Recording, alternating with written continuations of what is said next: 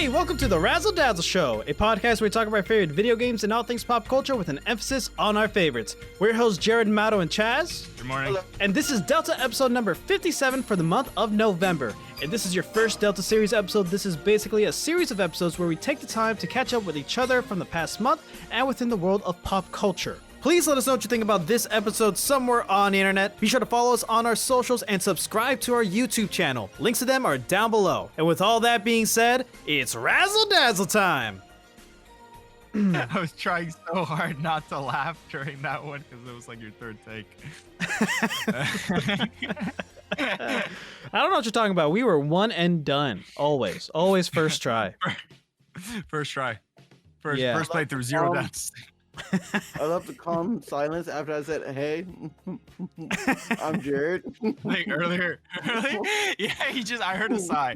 I swear I heard a sigh. You seem like you were so done with us already. I don't know what you're talking about. Anyways, welcome to November, people. It has been a crazy. We've been productive this month, I think. What do we do? What do you mean? What did we do? We did an entire fucking Let's Play. We finished a Let's Play. Bo Path of the Teal Lotus, a 4.5 hour or 4 and some change hour recording. We just finished that. We have a couple episodes out already on YouTube of our Let's Play, and just today, not today while you're listening, but today while we are recording, which is your past, our current, present, we finished recording the DLC. The DLC, which you could probably just check out on a YouTube channel right now. No, that's a lie. It's not out yet. Sorry. The DLC is out. At some point. The DLC is out for Bo, but the Let's Play episode isn't. The Let's Play should end within the, I think, second week of December. I think that's the finale. The second week of December. So in a couple of weeks, the Let's Play will be done. But yeah, I'm really proud of us for getting our first full Let's Play recording out. We've already talked about this within the actual Let's Play because it's a big deal, and I'm excited that it's a game that not only that I love so much. It's a game studio where we have good relationships with, and just a lot of other cool stuff. So look forward to an actual dedicated Bo episode sometime in the future. No promises on when. It could be a year from now. I don't know. But it'll come. It'll come eventually. It'll come soon-ish, maybe, but it'll happen. So, before we get into the, what we've been up to, I'm just gonna say how the show's been the past month. So, on top of being productive, of us doing Let's Play stuff and just normal things coming out, right? So the month started off with an amazing cosplayer named Cause Evie. Shoutouts to her. She's a major Zelda fan. She loves League of Legends, and she is a cosplayer who cosplays, that's the word, Zelda, Rayla from the Dragon Prince, Ari from League of Legends, and a couple of others. She started off our month, and she's an amazing, lovely person, super fun to talk to, a great friend now.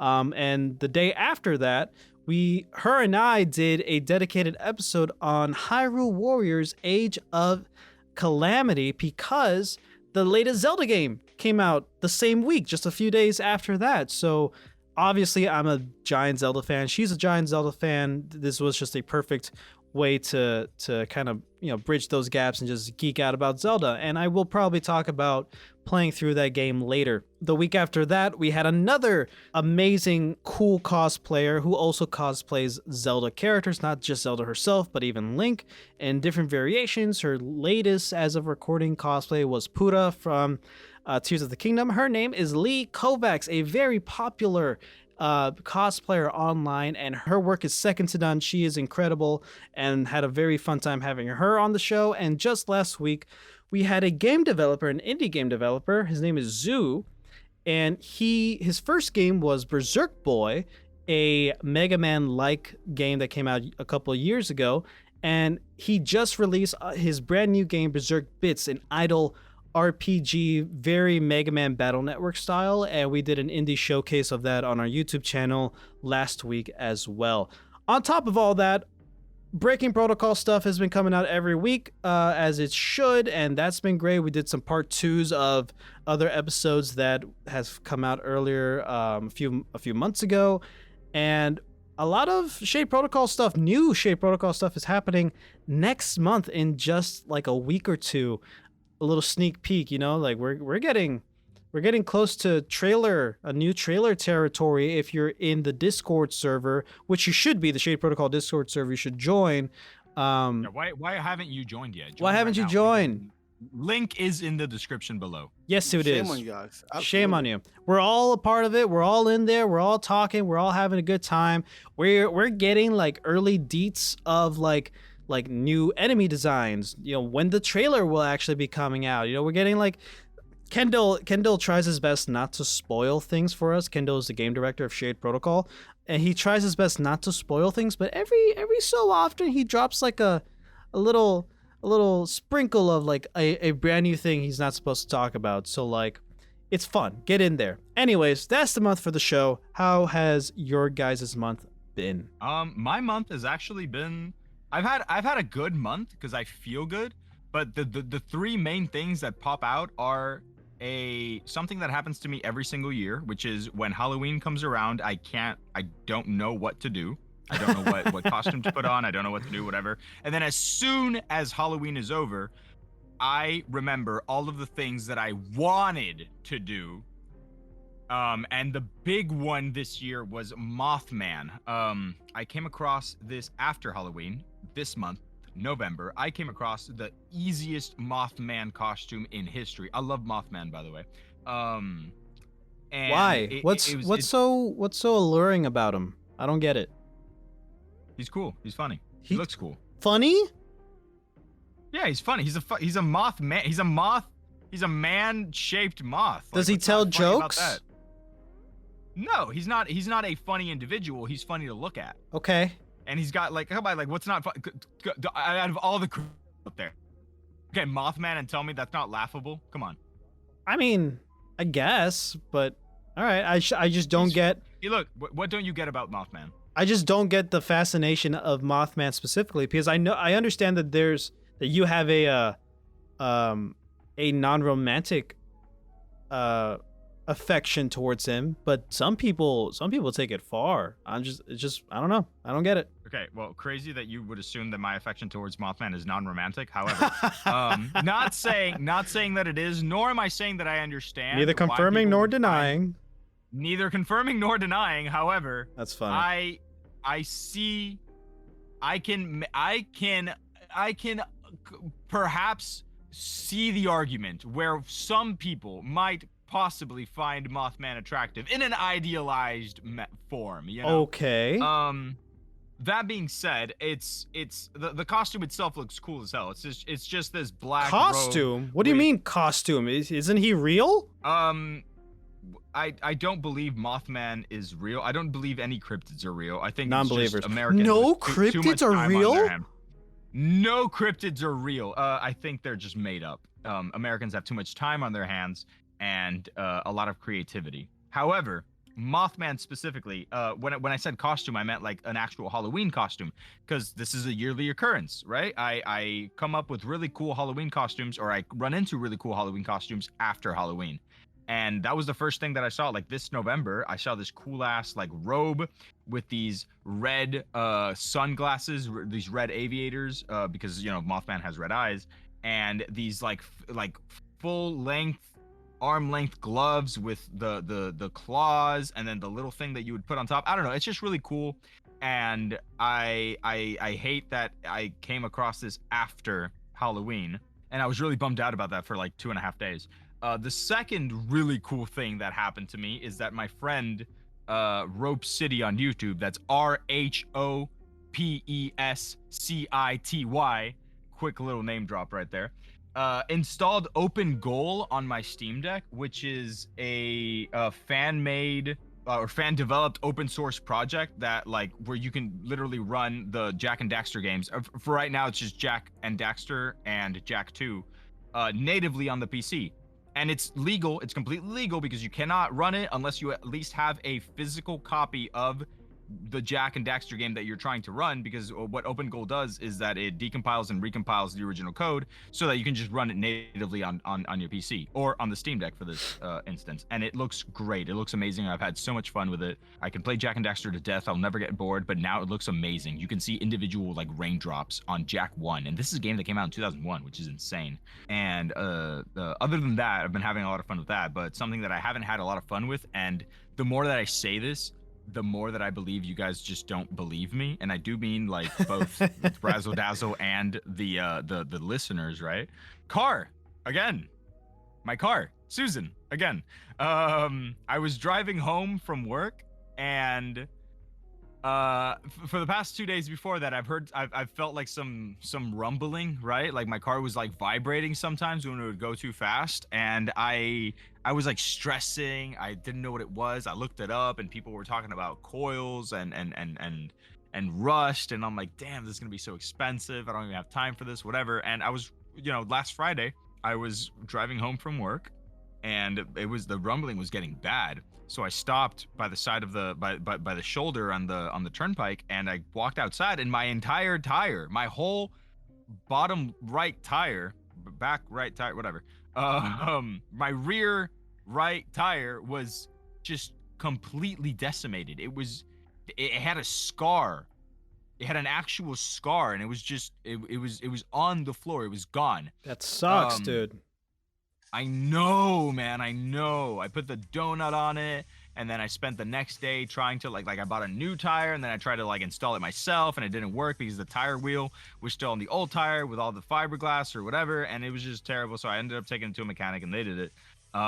Wait, what? You just bought the rubber but didn't change? I bought the rubber. I bought the rubber at was it O'Reilly? I think it was O'Reilly's. And O'Reilly's Auto Parts. Ow! So out of sync, but I love it. We're both out of sync and in sync at the same time. We love each other. But yeah, no, I bought the rubber. I wasn't thinking, and then by the time he took out the rubber, I was like, but I didn't want to say anything, so I just started looking up YouTube videos on how to install the rubber onto the tire wheel, and it looked pretty, like, it looked doable. But when I actually got to the tire wheel, the old tire that was on it was just full of, it was bad. Like, I didn't want to touch it. I did not want to touch it because my fingers would bleed. So I just took it to somebody who So how much is just the rubber? I'm curious because I had to go through a similar situation where like one of my tires blew out like a few months ago, and instead of getting one tire replaced, I just did all four. So I want to know like the cost of just the rubber for one. Well, this isn't about you, so. But no, it's, yeah, no, the rubber itself, no tire wheel, no nothing, not even Michelin, because I originally asked for Michelin, but they didn't have any in stock. So like something similar to Michelin, but not quite. Just the rubber ran me $140. I can see why you would want to do that instead. Yeah, it's not the worst thing in the world. It's and if you have a tire wheel and you just buy the rubber, you can install it yourself. You do need tools. However, if you don't have any tools, it's also still doable. YouTube videos are a wonder. This is the look it up generation after all. It just takes a little bit longer. But if you have like a good solid afternoon, it can be done and you save yourself a lot of money. I didn't do it, by the way. I spent the money and I had somebody do it. But it still cost less. It still costs less because I brought the tire wheel and I brought the tire. But yeah, that's been my month. More car troubles, and some nice Steam Deckage. Steam Deckage. I still can't get over the cryptids thing. Just because I loved the Secret Saturdays growing up. Do you remember that show? Yeah, of course. Oh man, the Secret Saturdays are amazing. Oh my god. It was great because it's like another kind of Pokemon for me, because now like instead of learning different Pokemons and their types and their moves and whatever, you're like learning about cryptids that are like kind of, air quotes real. Like, there's these are cryptids that are from stories from the real world in a show, in a cartoon show, and we're like talking about it. Like I fucking love the Secret Saturdays. Yeah, based off of real events. All of the cryptids are real. And anybody who says that cryptids aren't real, anybody who has said that cryptids aren't real, doesn't know what they're talking about. Okay. And I've never in my life said that cryptids are not real, by the way. Sure. Okay. Play back. What's funny? Play back. That's very defensive for whatever reason. What I'm gonna do is I'm gonna get that clip of what you said earlier, and I'm just gonna play in slow motion. Insert here. I don't believe Moth-Man is real. I don't believe any cryptids are real. Yeah, I freaking love to see. This didn't happen this month. This was like maybe a year ago, where I was trying to find a way to watch the Secret Saturdays. The only way to do it is like Amazon Prime or Apple TV, but you gotta like buy each season individually, or like What? buy each episode individually to even watch the show now. And to me, that sucks. But like I wanted to watch it, and it was like Episode? each episode, which is like $2-3 an episode, and the seasons are like 15 episodes long. It sucked. So I didn't buy the whole thing. I bought only the first season just because I really wanted to get back into it. And man, I forgot how good this show is. And this is just the first season, you know? Like, do you guys man. remember watching the show? I remember it coming out on Cartoon Network. I never watched it like entirely. I never watched all of the seasons. I don't know if there are any like arcs that had a payoff or There anything are- like that. From memory, I think there are. There was even this DS game that I was in love with as a kid, where like you are kind of going around scanning cryptids, because it's kind of, because like the Secret Saturdays are this they protect, they're part of an organization that protects cryptids, like a nature reserve type of deal, like park ranger, but like for cryptids specifically around the world. And it's all science-y and stuff. You get to learn about all these animals and whatever, and like I don't know, it's just the game that there was that inclusion of it, but like it was also a platformer where you get to like, you know, do attacks and stuff. It was really, and I got that game again. I bought it again, like found it online for like under $10, and I still haven't like gone through it yet. I need to, man. Oh my god, cryptids, dude, they're cool as hell. I think I still have like one of the toys from back then. Like the original, like one of the characters was a Komodo dragon. His name was Komodo, and he gets to like turn invisible. And I have that version of the toy where he is invisible, and I still have that somewhere in my closet. Oh my god, you're taking me back. You're taking me back. I just talked about my failed Halloween costume. Go ahead, Chaz. My month, I wouldn't say my entire month. My month kind of just started getting good. Everything else is like normal life. I got, how to say, I didn't get an award, but I got recognized at work Oh, for my leadership skills and everything, and like how much I do at work. does that mean a Got an promotion? award. No, that's not the way the military works, sadly. But I got Some recognized verbal recognition. by my chain of command. And you, have you guys ever heard of a challenge coin before? Yes, I think so.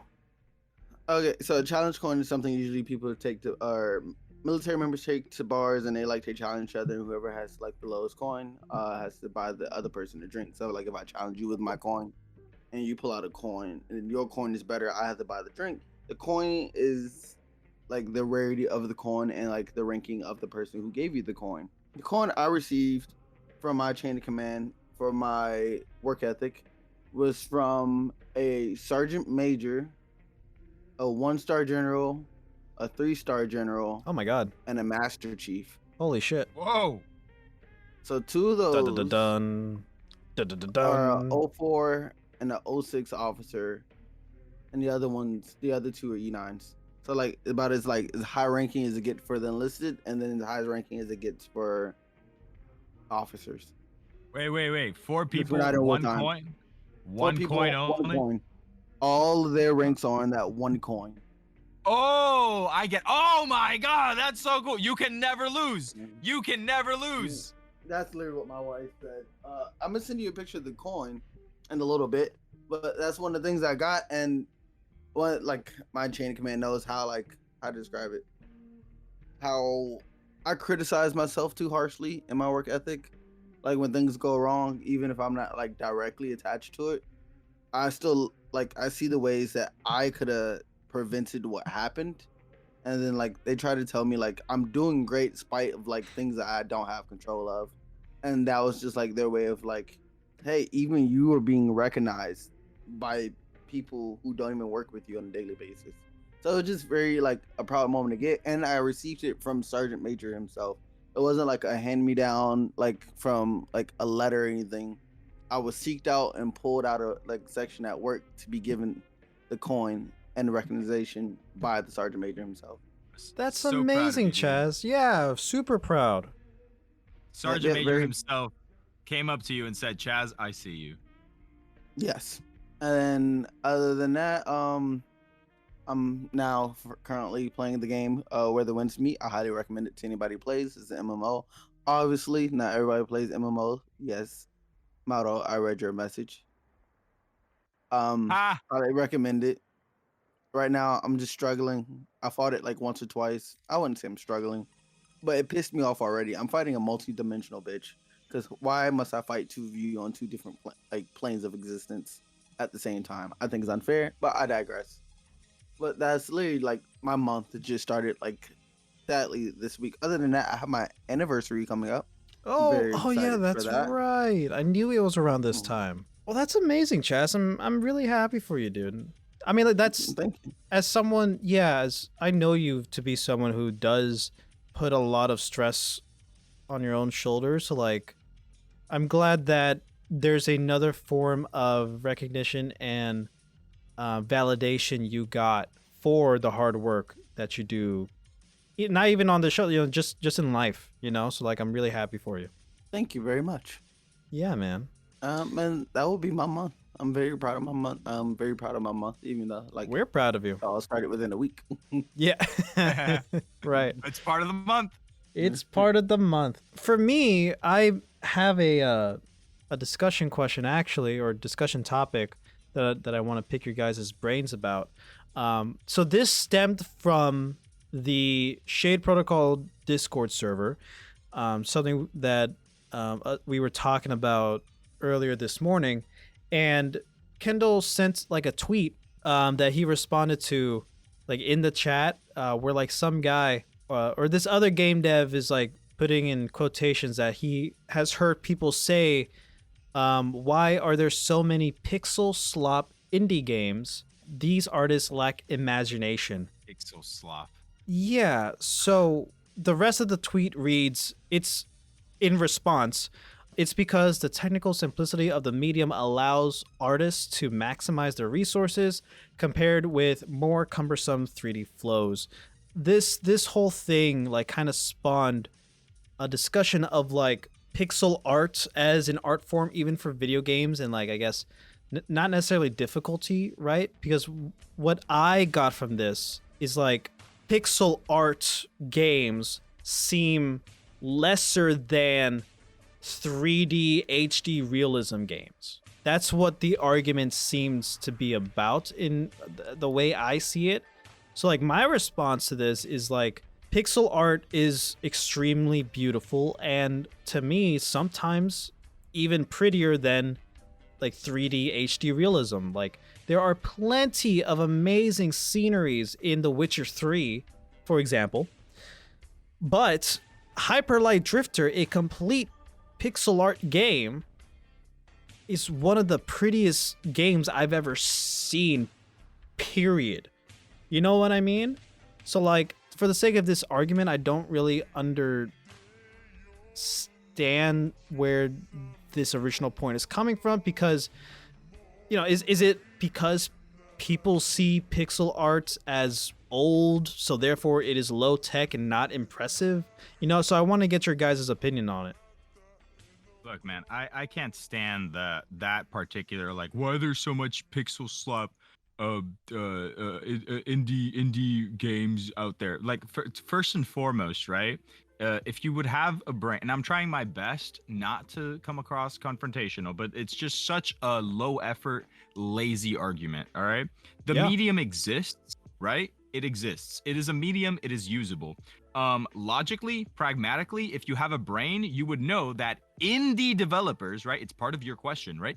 Indie developers have like access to a smaller set of tools than big, well-known, well-funded developers, right? A lot of people will call something pixel slop just because it isn't some like AAA polished game of the year thing, right? But pixel art is it's a deliberate medium, right?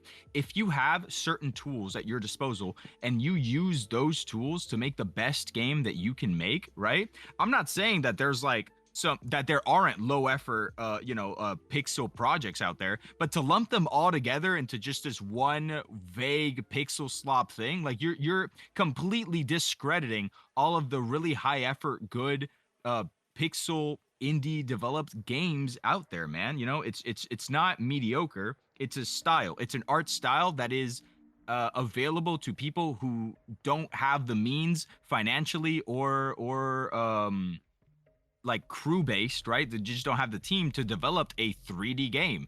Would you rather have a really buggy, really bad 3D game, or would you have people work within their means to make something that has heart? You know what I mean? Yeah. It seems like a bad faith argument. Like whoever, like that particular question just seems like it was posed to like as a kind of like a gotcha. You know, like oh, For sure. if you make a pixel RPG game or pixel 2D game, then it automatically it's slop. Like no, dude, like do some research, bro. Like learn.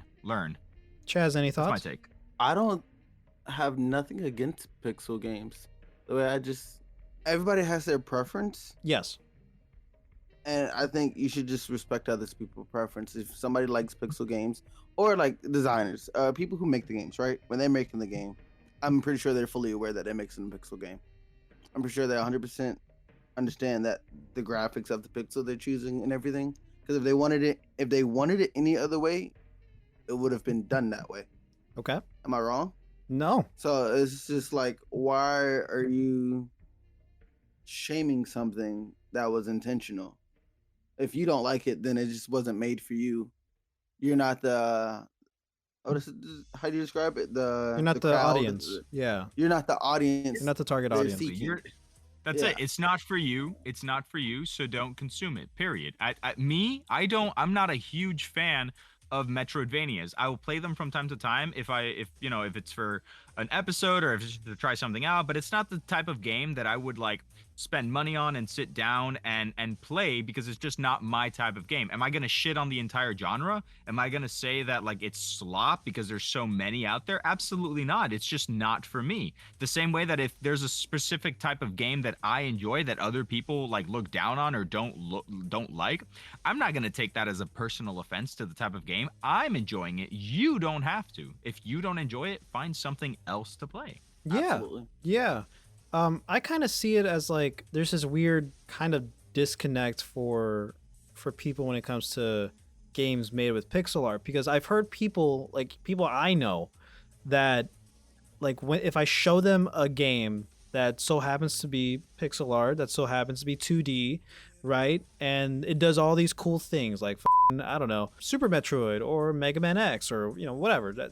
And if I show them like a specific cool technical thing that I think they'll be interested in, they'll be like, wow, this is incredible. Who would have thought this would be in a pixel game? A 2D pixel game. Like all of this from a 2D pixel game? It's this weird type of there's weird type of disconnect that people have with it. Could be side scrollers, it could be top down like Hyper Light Drifter or whatever, where they see the pixel art, they see the 2D dimensions, and it's like they're thinking of OG Mario, and that's like, oh, it's for kids. It's like that's not hard, that's not challenging, there's not much to it. I play my Call of Duties and I play my Borderlands or my what's another game, Outer Worlds and Fallout, and that has substance, and then that's not like they have substance compared to the former, when that's Right. like not the case. It's like there's this weird, it's a weird thing because even I don't want to just limit the thought of it just being like primarily made by indie games. Even AAA studios make pixel art games all the time.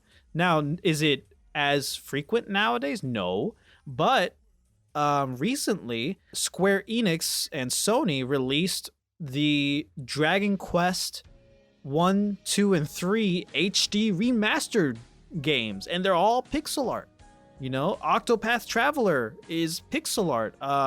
The latest Final Fantasy Tactics, that's pixel art. You know, and obviously those are filled with a ton of substance. So like it's a weird thing. Yeah, people like that, especially those who just throw around like they take a term and they add slop at the end of it, right? It doesn't mean anything. It's like this lazy umbrella term for I saw a game I didn't like, or I saw a game that I don't want to like give a chance. You know what I mean?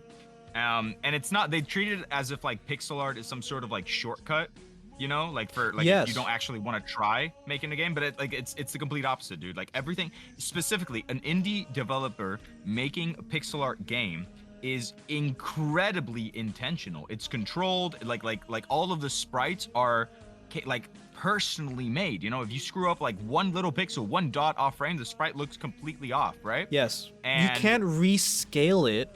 Like you can't just make the picture bigger of a pixel like NPC. You can't just make it bigger and then it looks fine. No, you have to redo the entire thing because pixels have a certain dimension, or else it will look weird. And the fact that it's not low effort, it's just easily accessible. But that's a good thing. That just means that there's a lot more people out there who now have access to the games that they want to make. You know what I mean? And not to say that it is easier to make, but yeah, accessible, or there's a more accessible bar of entry, I guess, or like it's more feasible than doing a big, you know, hyper realistic 3D open world game. Regardless if you're a AAA, AA, or an indie company, like yeah, it makes things more feasible for sure. And also, it's not. Yeah, go ahead. No, I was just gonna piggyback off of you. Like, it's not low effort. Accessible. People confuse accessible with easy or low effort, and it's not that at all. You know, it's just a different style, and it's the. How do I word this? Yes, there are. I'm not saying like there's not bad pixel art game out there. Some of it is good, some of it is trash, right? But that applies to every aspect of life. I mean, open world 3D RPGs aren't always going to be like a hit. Look at Assassin's Creed Valhalla. Yeah, like, yeah. I wanted to like that game a lot, but it's just so boring and slow. And it's a AAA open world RPG, like 3D RPG. With choices and character customizations and this and that. But I mean, you know, you can only dress up a turd so much. You know what I mean? You paint a turd gold and it still smells bad. Still smells bad. Yeah. I was thinking of another way of looking at this, of like, for me, and I guess for us, because we all use different audio recording software, like you guys are using Audacity where I use Audition, for example, right? There is fundamentally not much different. Like you still need to learn how to use these softwares. These are just different tools, right? Not one is harder to use than the other, but Audacity is easier to get a hold of than Audition because Audacity is free, for example. You know, like there's the accessibility part of that. These are all different paint brushes, you know, so like pixel art, 3D modeling, hyper realistic, hand-drawn games, like all these different art styles. They are different brushes for the proverbial canvas of what the game designers want to make. Couldn't have said it better myself. Wouldn't have even tried because I would have sounded mean. Okay. It's okay to be harsh. At least in my opinion, it's okay to be harsh. Yeah. Don't yuck people's yums. I think that's the key takeaway. Yeah, my one advice, my one piece of advice to the person who asked that question, assuming that it was not a bad faith argument, if you genuinely had a question and you genuinely viewed it as slop, my only advice is read more, do more research, and be more creative in the way you ask questions. Last time on The Delta Quest, our party met with Lady Ashla and learned of a conflict between her city of Secomber and the elves of the Great Everwood Forest. The party journeyed deep into the forest, acting as neutral envoys for Lady Ashla to determine whether the Wood Elves were truly behind the recent attacks on merchant caravans and military camps, only to be met and surrounded by dryads deep within the forest. So last time you guys were together, Pike, Ruby, Zambo, the coerced Ashland soldier, I believe his name was... I can't even remember his name, so let's try not to say Sir Galdrin? Sir Galdrin, Sir Baldrin. I think it was Sir Baldrin. So Sir Baldrin himself and Chaz in dragon form were blinded. Your visions all went black. What ended up happening was that you were blindfolded. You all felt the blindfolds wrapped around you by the dryads, specifically Chaz. You felt Urzak. You felt a dryad fall. You felt her legs wrap around your neck as she put the blindfold on you. And she's like, I know you can get out of this if you wanted to, but if you genuinely want to like continue on with your mission, you won't, okay? We don't need you seeing the path to our great Everwood Forest. How the hell are they gonna lead a dragon? If you crash into a tree, it's really not our business. You just kind of make way, figure it out. Cool, I'll let it happen. Yep. Okay. Anyway, so you guys are sort of led. You don't really know where you're led. You're just kind of like being walked. Every now and again, you'll be told like move left, move right, whatever, and eventually you guys are told stop. And your blindfolds come off, and you are guided softly into this glade where it's big, it's large, and you see a lot of elves, wood elves, dryads. They're all females. They're all dryads. So you guys see tree ants, which are giant trees with limbs, like arms and legs and stuff, and they're just walking around. And you're essentially in Kokori Forest. Let's just call it that. And the elves the dryads guide you towards this. It's not a cave, but it is cave-like, and it is made out of branches and tree roots and leaves. And it's too small for the dragon. So the dryad looks at Urzak and she's like, you wait outside. I'll just lay down on the ground, scowling. Okay, you lay down on the ground and you see like a couple of dryads come up to you and they start like putting flowers on your horns and stuff, and they start like putting vines on you and they put like 2 cucumbers on your eyes, and one of them is like playing the lute, I'm going to look. But I'm not gonna look. I'm gonna just send a message towards Spike, just saying I don't like this at all. You'll be fine. You look cute. I don't want this. Why are they doing this to me? They like I'm you. a big scary dragon, and I look like a plushie. You'll be fine. Zambo looks. He's like, can I get some of those cucumbers? And the dryads all just give him like a death glare. So you guys are led inside of this, inside the chamber, and you're standing inside of it.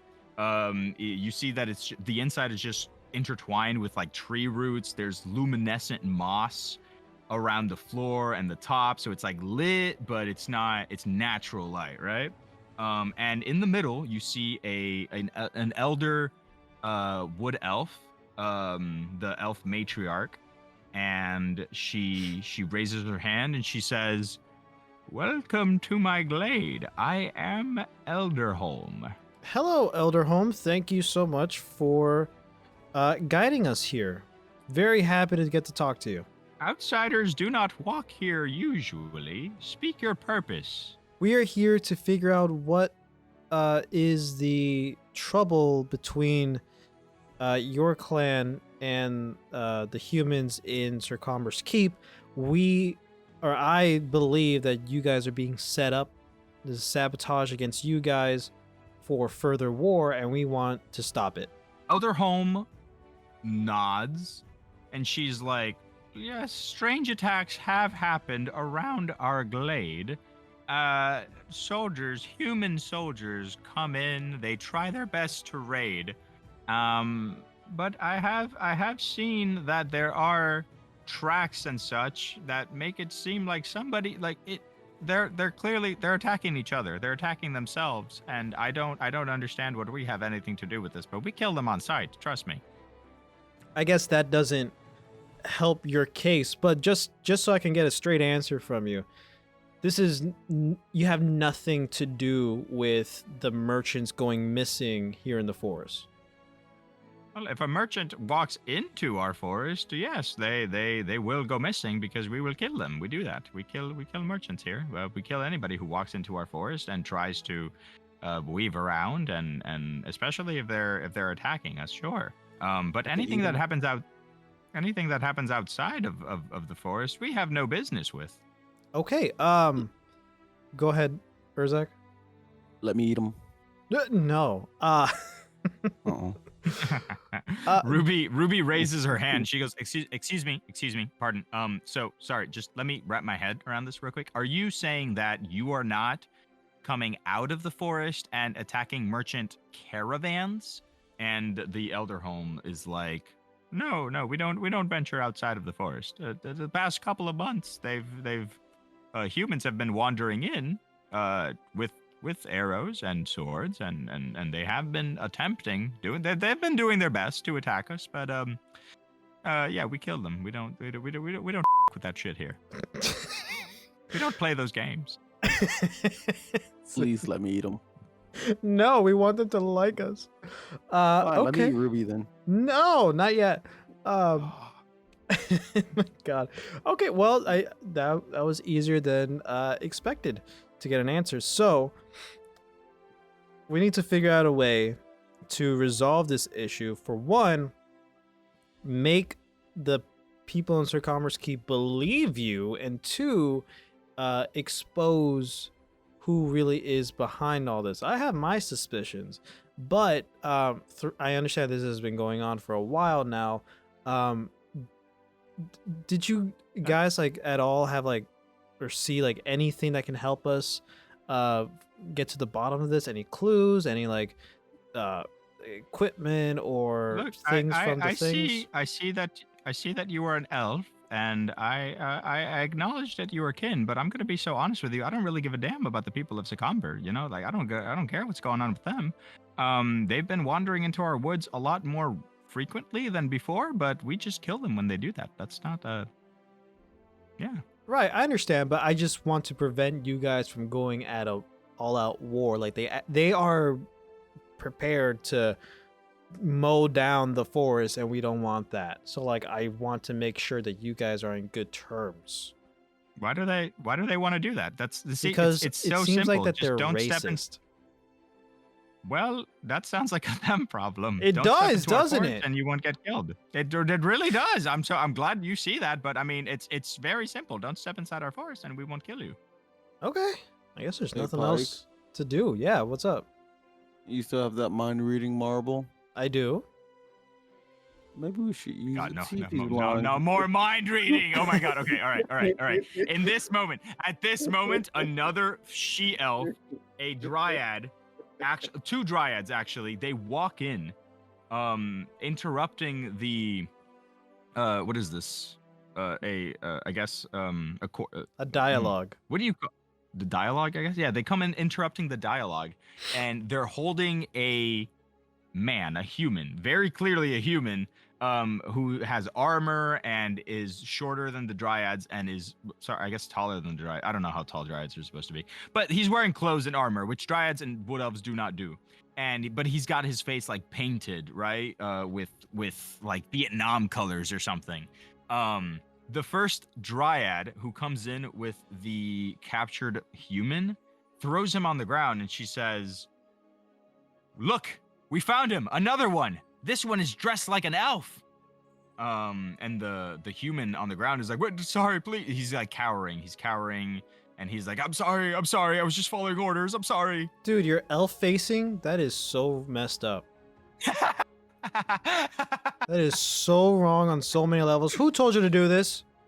I'm sorry. I don't. I was. It was orders. It was orders. I'm sorry. I'm sorry. Orders from who? I can't say. I can't say. Okay, I'm not fine. supposed to say. Mind reading orb. Oh wait, what? I want to use my mind reading orb. Oh. I hate you so much. Why did I give you that fucking piece of shit orb? Okay, so like when you're mind reading the fucking orb, you put it to his face, and you hear him be like, "Oh goddamn, Baron Relland is gonna kill me. He's gonna have my fucking head. He's gonna have my balls. He's gonna take each of my balls individually, cook them up, and make me eat them, and then he's gonna kill me. God damn it!" I knew it was that motherfucker. I knew it from the very beginning. What motherfucker? What are you talking about? He says out loud.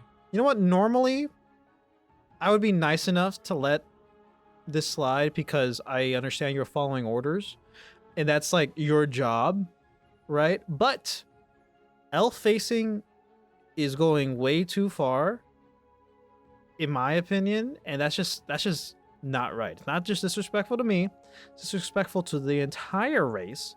And you should know and better as a human. The dryads are nodding and like they're crossing their arms and they're nodding while you're saying this. Get up. Come with me. Get up. Come here. Wait, hold on. I'm sorry. And, Excuse me, Elder. I'll be right back. I take him outside of the place, right, of where we go. So, Okay. and then I whisper in his ear while we're walking out. All right, listen. I'm gonna help you out here.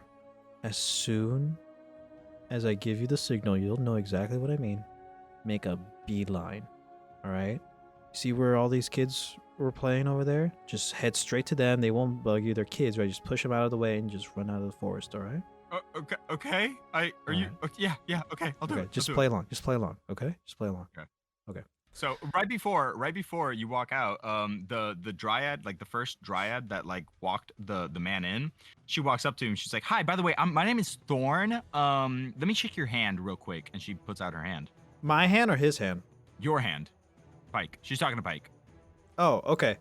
Hold on, just give me a second. I'll be with you. I gotta take care of this guy. This guy, what he's doing, it is not right. I swear to God, if I ever see you near any elven territories, I will personally handle you. And I throw him, and I push him, and I throw him, and I assume he runs. Go ahead, Chaz. Go ahead, Urzak. Take it away. Treat. He's running, Chaz. He's running past you. And he's not running past me. I ate him. This is that quick. I looked at you. I said treat. You nodded yes, and then I just chopped. Okay. Ruby's mouth drops when this happens, but continue. So the way I'm gonna be descriptive on the way I bit him halfway, like just waist and above. Got it. His legs would just sit there and just stay standing where his body was last standing. You bite him in half? Like you I bite him in half. I eat his upper half. Oh my god! So you eat his upper half, and his Absolutely. legs just standing there. Yeah, his legs are just still there, and then I Alright. just push it over with like a claw and just make sure it falls. Ruby's mouth drops, and she puts her hands to her head, and she's like, "Oh my god!" And the dryad, she's still out there with like her hand out. I turn around and I walk up to her and I shake her hand. Nice to meet you. Yeah, she's like, "Okay, cool. Yeah, I mean that was great. What's your name again? What's your name?" My name is Pike. Pike, nice to meet you. I'm Thorn again. That was solid. You're cool in my book. Also, that was great. That was fantastic. I was actually I was gonna ask you if you could just not do that, if we could like torture him, but being eaten by a dragon, yeah, that honestly that trumps everything. So thanks. You're cool in my book. If you guys ever need anything, like an extra set of hands or arrows or whatever, like I'm your gal. I'm here. And Ruby at this point walks up to Pike and like grabs him, like takes you by the shoulder, and she goes, "Excuse, can I talk to you for a second, Pike?" Sure. Thank you so much, Thorn. I appreciate it. Okay, so Ruby like takes you aside and she goes, "Okay, yeah, cool. Like, very, very quick. What the was that? What the actual was that?" You saw what he looked like. You saw how he was dressed. Are you fucking kidding me? How are we going to prove to Lady Ashla that the Baron is sending envoys, sending people out to dress up as elves and pretend that the elves of this forest are attacking her envoys if you literally took the one witness that we had and had him eaten by that fucking brickhead? Easy. I'm talking to the DM. I'm talking to you, Mauro. Got it. If I roll a high enough investigation and you give me the boundaries, I guess, or whatever. If I roll a high enough investigation to search the lower half of that guy's body for specifically a note from like the commander, the Baron. Do it right now. Do it right now. Hold do on. it right now. Do Hold it on. right now. A note from the Baron that specifically says, I need you to dress up as, this elf and like infiltrate and like do like it lists all of his crimes. Signed, the Baron. Hold on. There is a letter. There is a letter. Just look through him. Look through him. Okay. You don't even just search through his pockets, whatever. Okay, I'm rolling an investigation. Okay, go ahead. What'd you I get? got a 27. Good fucking enough. Okay, all right. So you find a letter. You find a letter in his pocket. Thank you so much for doing this, man. I didn't want to have to do it with Ruby. You find a letter in his pocket with detailed instructions on when a specific caravan was going to roll through, how he should attack it, what he should do with the body, and it has the seal of the Baron. No, sorry, it does not have the no. It does not have the seal of the Baron. It's just detailed instructions. However, the instructions that are written there about when the caravan was going to pass by, how they should attack it to make it look like elves. This is information specifically when the caravan was going to swing by that only somebody within. Yeah, exactly, right. So you have that. You have that piece of paper. Well, I guess we have everything we need. Let's go back to Sir Commerce Keep and clear everything up and put that racist son of a bitch behind bars or within Urzak's tummy. As you guys are as you're saying that, Zambo's looking around. He's like, so can I not do I not get a cucumber or what's up? What's going on? How do I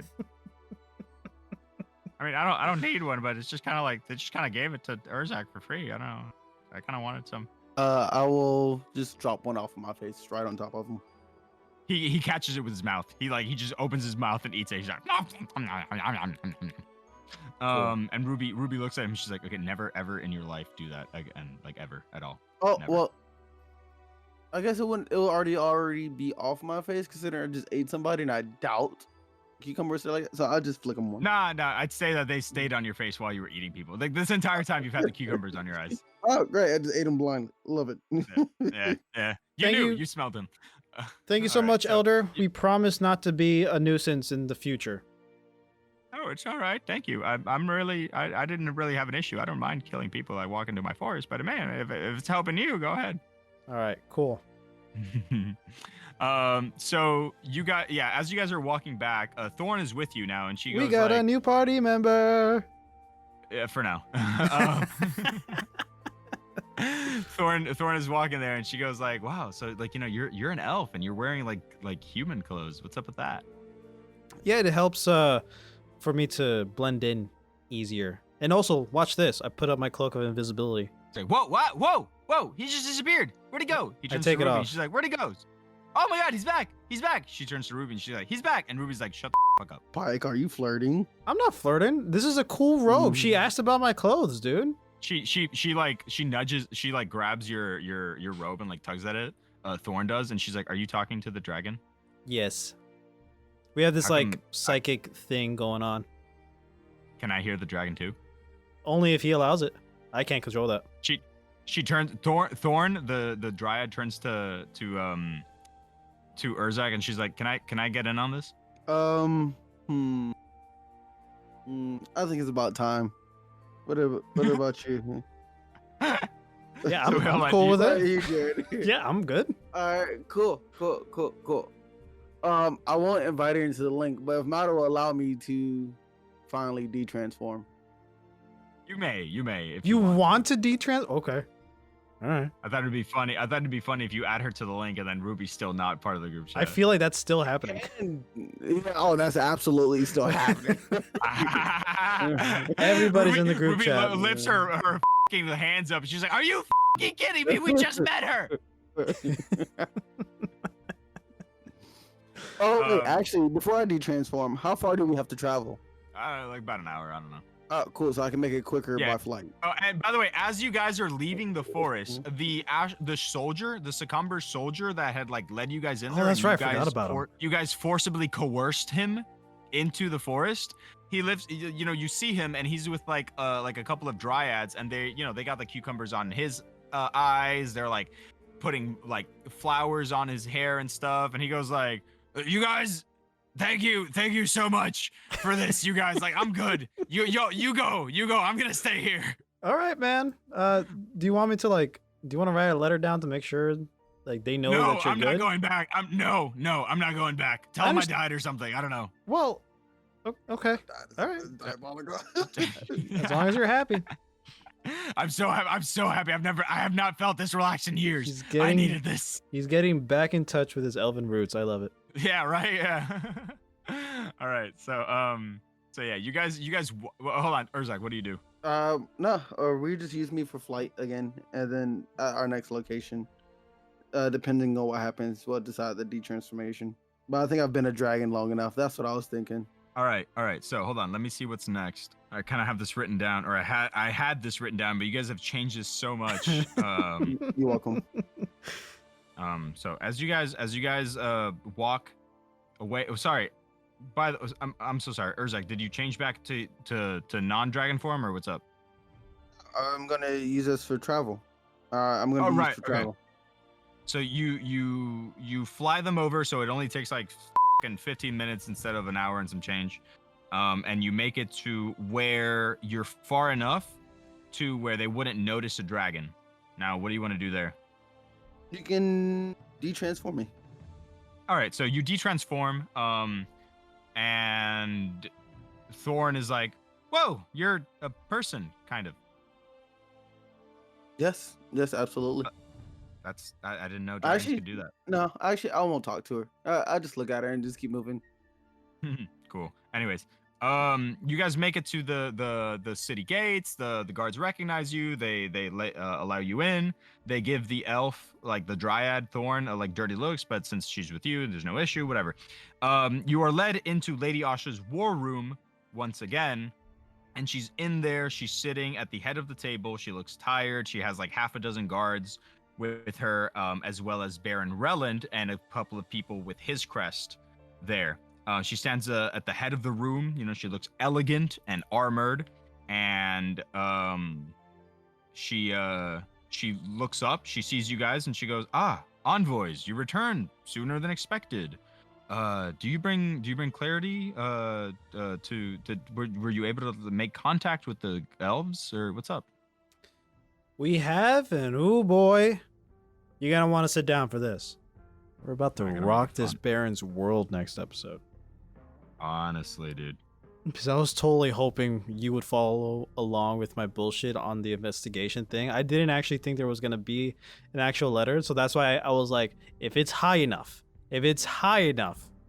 just let it happen. This is how. The thing is, I did have a letter. I did have that letter specifically with like, this is information that only the Baron would know, or only somebody close to Lady Ashla would know. But I wanted you to find it. I didn't want to like railroad you into finding it by just using Ruby. because it'll be so, unfair. Because you know. Right. Exactly. Right. So like, I'm so glad that you said exactly what you said. Why you had to put my transformation in question like that? Now you got me over here like thinking. You've been a dragon. Yeah, that's why. You've been a dragon for like 3 sessions now. How does it feel to have limbs again? How does it feel to have opposable thumbs again? I know you Anyways. can't see it, but there's a middle finger going towards you. I felt it. Trust me, I felt it. That was great, man. That was great. I loved it.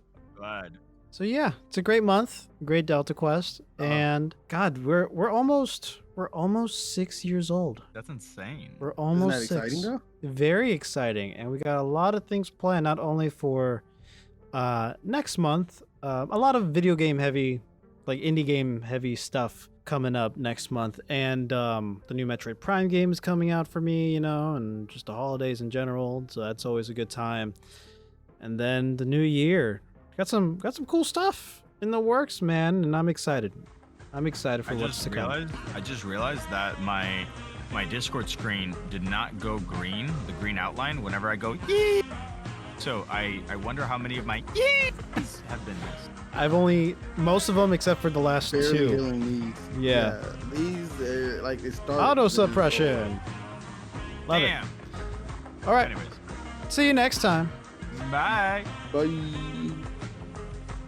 All right, that's all the time we have for today, guys. Thank you so much for joining us on another episode of the Razzle Dazzle Show. Be sure to let us know what you think about this episode somewhere on the internet, and be sure to follow us on our socials and subscribe to our YouTube channel. Links to them are down below. Be sure to rate us 5 stars and leave a comment down below. We'll catch you on the next one. Next time on the Razzle Dazzle Show. And I knew I wanted a Metroid-related name, but that was obscure enough where it could have its own ring to it. Because it was also around the time where a lot of channels were like the Pokemon blank, the Zelda blank. I didn't want to be like the Samus enthusiast, Because then later on, if it wasn't my thing or I wanted to talk about some other game, then I'm kind of screwed on the naming. So I wanted to have something rather neutral sounding, but that it was related to Metroid in a way. And Orpheon is just perfect because Orpheon in itself is a word in the dictionary. And so I sat down, and then the other struggle. So we went through several names. I remember one time it was like Narpassword or Justin Bailey. Or my good friend Gabe and I made a throw-up sheet of like 100 names. And then none of them worked. All of them were absolute garbage. Tune in next week.